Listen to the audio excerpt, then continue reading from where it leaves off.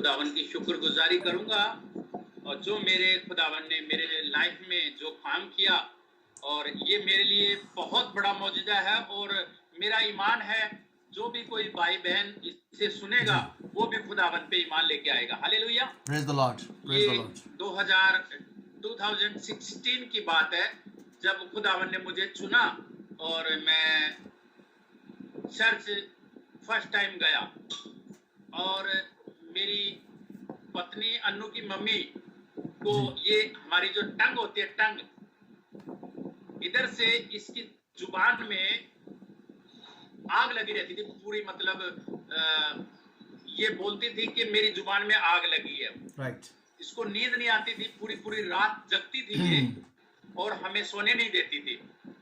तो ये बोलती थी कि ऐसा कोई भगवान है क्या जो मेरी ये जुबान को ठीक कर सके जी।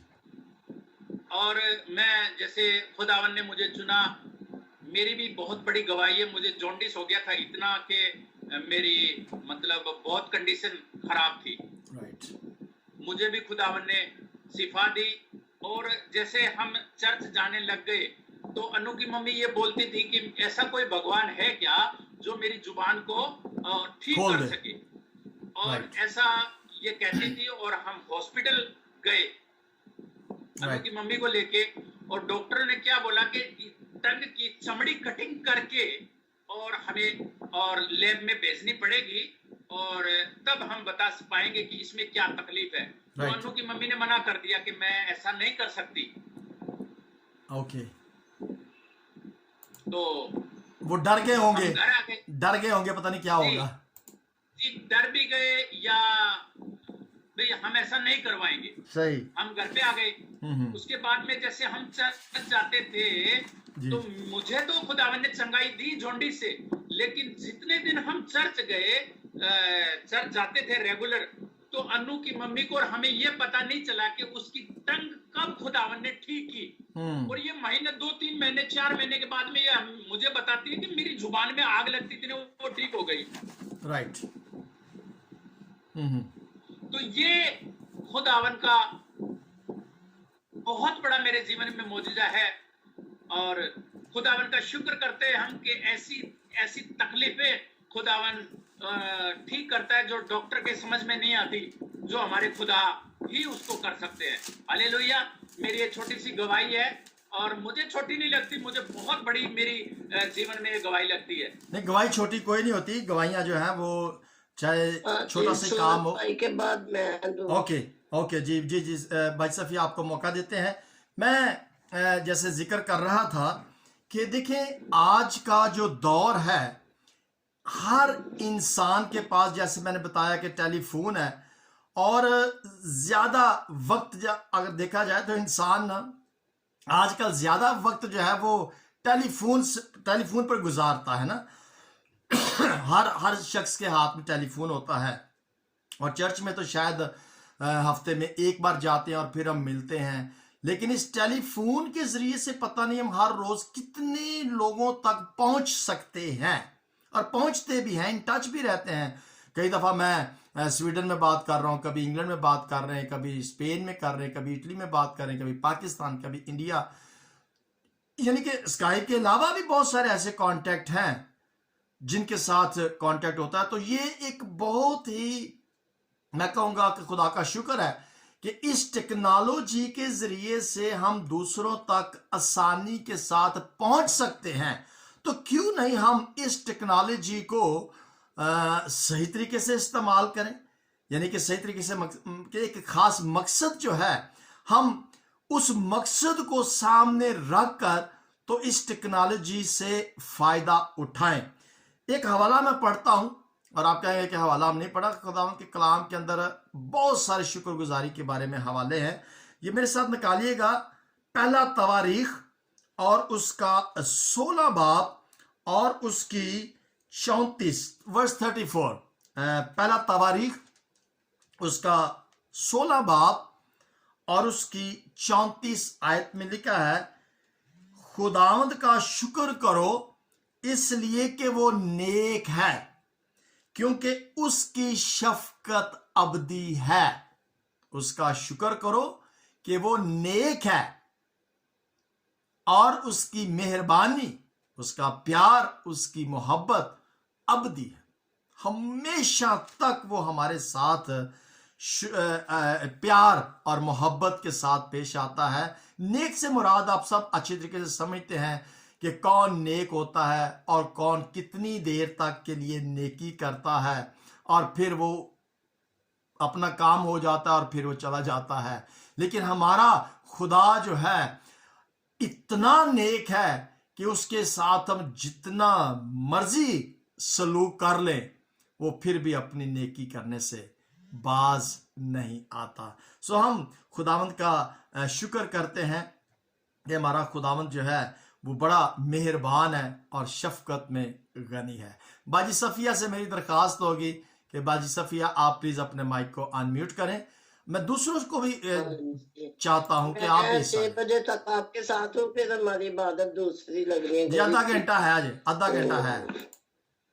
हाँ जी, मैं क्या जरा बता। हाँ जी बिल्कुल। गवाहियां तो रात दिन हम दें तो कम है, लेकिन पिछले साल में भी ऐसे ही था, बहुत बड़ी बड़ी गवाहियां थी, क्योंकि मैं हमेशा कहती हूँ यीशु के लोगों के पास गवाही ना हो ये हो नहीं सकता। तो सारा जलाल यीशु को देते हैं। तो पिछले साल तो मैं क्रिसमस में इन दिनों में काफी बीमार थी, यहाँ तक कि डॉक्टर ने कहा कि तुम मर जाओगी। तो मैंने कहा कोई बात नहीं, मर जाना तो मुझे पसंद है, मर जाना। तो शुरू से ही हमारे खानदान में ये रस्म है, सारे कहते हैं हाय अल्लाह कब मरेंगे खुशी से, कोई दुख की बात नहीं। तो पहले तो मैंने ऑपरेशन करवाना था, 2 दफा मैंने कैंसिल किया कि बहू आएगी तो कराऊंगी। बहू आई तो वो बेचारी इतनी सीरियस हो गई कि उसके कमरे में भी नहीं जाना था। तो कोई बात नहीं, मैंने कहा अब मैं नहीं कैंसिल करूंगी। मैंने खुदावन का नाम लेकर शुरू कर दिया, रात को खाना बना के तैयार कर लिया, सुबह भी मैं बर्तन धो के गई, आटा गूंद के गई बहू के लिए। फिर मैंने कहा, बहू कहती बेटा मुल्क से बाहर गया वो था, अम्मी आप चाबी भी रख दी तो नवीद को उठा लेना। तो मैंने कहा नहीं बेटा वो बहुत थक गया है, मैं नहीं उठाऊंगी मैं जब इमरजेंसी हो या जरूरी काम हो तो टैक्सी ले लेते हैं हम। तो हमने कहा चल, मैंने कहा नहीं उसको नहीं उठाऊंगी, वो बहुत थक गया है। छोटा बेटा था मेरे साथ अजीज थे, हम चले गए ऑपरेशन थिएटर में। तो वो जब उन्होंने मुझे कपड़े बनाए ना तो मैं रोने लगी, दिल से रोना मुझे आने लगा, लेकिन मैंने कहा नहीं ये परेशान हो, मैंने नहीं रोना मैं चली गई ऑपरेशन, हमेशा जाती, बहुत से मेरे यहाँ पर ऑपरेशन हुए। जब डॉक्टरों ने मेरा खून निकाला तो हैरान हो गए, इतना खून था कि वो बेचारों के कपड़े भी भीगे। वो कनोला लगाते हैं ना आपको पता, सबको पता जो जाता है। तो ये सारा जलाल ये सुना, मैं हमेशा सबको बताती, मैं उम्र में बड़ी हूँ, ऐसे है, शुगर भी है, ये है वो। तो ये सारा जलाल। सुबह जब ऑपरेशन से मैं निकली, रात को भी सिस्टर कहती तू क्या कर रही है, बोलती है, मैंने कहा मैं दुआ कर रही हूँ। कहती अच्छा। इतनी मशीनें मुझे लगी, आप जानते हैं ऑपरेशन थिएटर में पता नहीं कौन सी मशीनें, नहीं मैं गिन सकती। लेकिन ये आए शाम को मुझे मिलने बाप बेटा, तो मैंने कहा भाई मुझे बस टाइम बता दो, सुबह है कि शाम है। कहते हैं नहीं शाम है 6 बजे। तो बेटा कहता है मैं देख लो, हमने कुछ पैसे नहीं खर्चे, जो आपने खाना बनाया वही खा के घर से काफी पिए। तो हमने तीनों ने हाथ पकड़ा दबा के। फिर सुबह में ऑपरेशन थिएटर से जब निकली ना तो खाना बना उन्होंने दिया, तो बेटा आया दला के मुझे सिस्टरों ने लटाया हुआ था, सब पूछे। वैसे तो इस दफा हमारा प्लान था, हमने किसी को नहीं बताया। पहले बताते थे तो फिर लोग बहुत आते थे, तो हमारा प्लान था किसी को नहीं बताया, बस घर वालों को पता था। बहू फूल बेटा लेके आए तो किसी ने पूछा भाई कैसी अम्मी, कहता है बहुत चमक रही है, बातें भी कर रही है। हालांकि मेरे गले का ऑपरेशन था ना। तो ये भी सारा जलाल यीशु हुआ, हमारी किसी काम में बढ़ाई नहीं। तो गोइयां तो इतनी ही होती हैं। ये कोरोना की 2-3 हुए, जब बेटे पिछले 2-3 महीने बाहर हो गए, बहू कहती है कोरोना टेस्ट कर, मैंने दावे से किया, मैंने कहा भाई कोरोना का कोई काम नहीं है हमारे घर में, और ना तूने आइंदा ये इसका नाम लेना। चुप कर गई, सही। मैं ऊपर आ गई, बेटों ने परहेज वगैरह किया, तो राइट। बिल्कुल कोरोना ने। ये पिछले ही हफ्ते अजीज बाहर गया हंदे, आंधी बहुत थी यहाँ पर ना, यहाँ पर अक्सर आंधी आती है तो पुलिस लग जाती है कि भाई कोई गिरे ना, कोई एक्सीडेंट, कोई किसी भी किस्म का। राइट। तो अजीज चला गया, घर आया इतनी तबीयत खराब, वो खांसी नजला, फिर कहे कोरोना सारे। हमने इसको कमरे में रखा 3 दिन, तो खूब खाना चाय पानी जो हम कर सकते थे हमने किया, दवाई नहीं दी कोई भी। तो 3 दिन के बाद ये भी चौथे दिन नहाए हैं, ठीक ठाक है।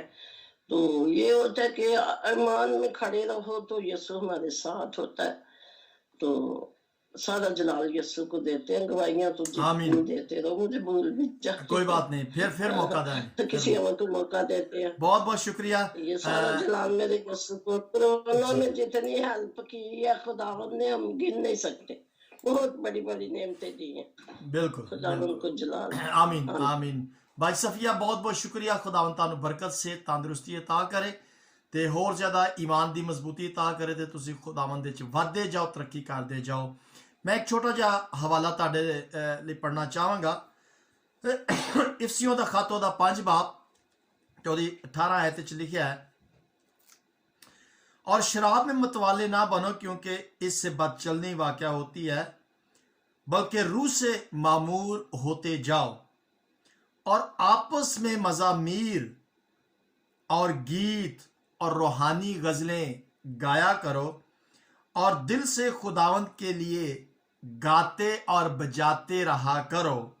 और 20वीं आयत में लिखा है, और सब बातों में हमारे खुदावंद यीशु मसीह के नाम से हमेशा खुदा बाप का शुक्र करते रहो।